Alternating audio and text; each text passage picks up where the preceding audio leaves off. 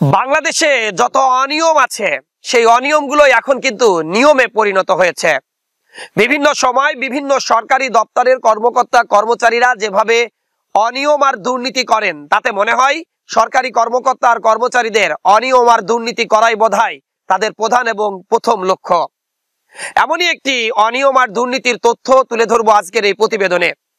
ঝিনাইদহ পৌরসভা, যেখানে কিছুদিন আগেও সেবা নিতে গিয়ে এক পৌর নাগরিক হামলার শিকার হয়েছেন, সেখানকার কর্মকর্তা কর্মচারীদের কিছু তথ্য আপনাদেরকে আমি জানাবো।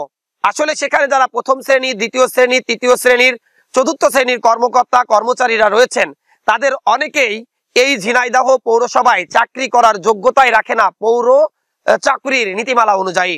আমি সেই নীতিমালা থেকে কিছু তথ্য আপনাদেরকে জানাতে চাই। পৌর নীতিমালা 8 অক্টোবর 2007 থেকে এই আইন কিন্তু কার্যকর রয়েছে। সেখানে ধারা 1-এ বলা হচ্ছে, পৌরসভার কর্মরত প্রথম শ্রেণীর কর্মকর্তাগণকে নিজ জেলা ব্যতীত অন্য যে কোনো জেলায় যে কোনো পৌরসভায় বদলি করা যাবে এবং দ্বিতীয় শ্রেণীর কর্মকর্তাকে নিজ উপজেলা ব্যতীত যে কোনো পৌরসভায় বদলি করা যাবে। অর্থাৎ প্রথম শ্রেণীর কর্মকর্তারা নিজ জেলার কোনো পৌরসভায় চাকরি করতে পারবেন না, আর দ্বিতীয় শ্রেণীর কর্মকর্তা যারা রয়েছেন তারা নিজ উপজেলার কোনো পৌরসভায় চাকরি করতে পারবেন না, তবে নিজ জেলার অন্য যে কোনো পৌরসভায় তারা কিন্তু চাকরি করতে পারবেন।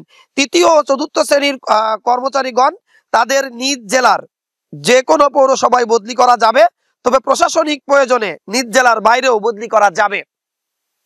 কোন কর্মকর্তা অথবা কর্মচারীকে 3 বছরের জন্য কোনো পৌরসভায় বদলি বা পদায়ন করা হবে, তবে প্রশাসনিক কারণে 3 বছরের পূর্বেও তাদের বদলি করা যাবে।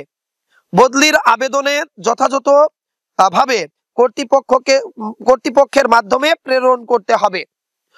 অবসর গ্রহণের 1 বছর পূর্বে কোনো কর্মকর্তা কর্মচারী তার আবেদনের পরিপ্রেক্ষিতে সুবিধাজনক স্থানে বদলি করা যাবে।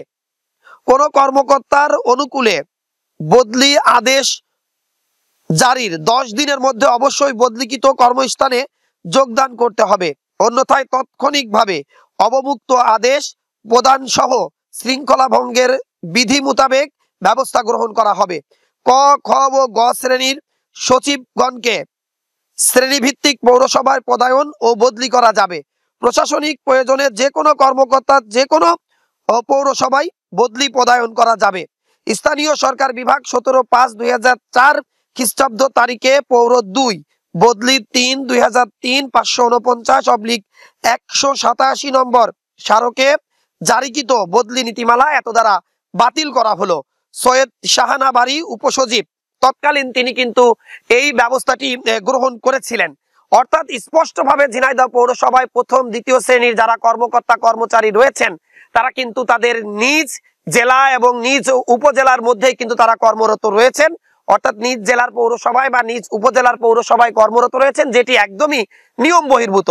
তার উপরে যে সকল কর্মকর্তা কর্মচারীরা সেখানে রয়েছেন 3 বছর থাকার কথা থাকলেও বছরের পর বছর তারা অজানা এক কারণেই সেখানে কিন্তু কর্মরত রয়েছেন। তাদের বিরুদ্ধে নানা অভিযোগ নানা সময় উঠলেও অজানা এক কারণে তারা কিন্তু এই পৌরসভা থেকে কোনো সময়ের জন্যই তারা বদলি হয় না। তবে কেন হয় না সেই তথ্য খুঁজে বের করার চেষ্টা করলে দেখা যায় স্থানীয় পৌরসভায় বা নিজ জেলায় চাকরি করার কারণে তারা স্থানীয় রাজনৈতিক ব্যক্তিদেরকে ম্যানেজ করে তাদের সাথে নিয়ে লুটপাট করতে কিন্তু সবসময় ব্যস্ত থাকে।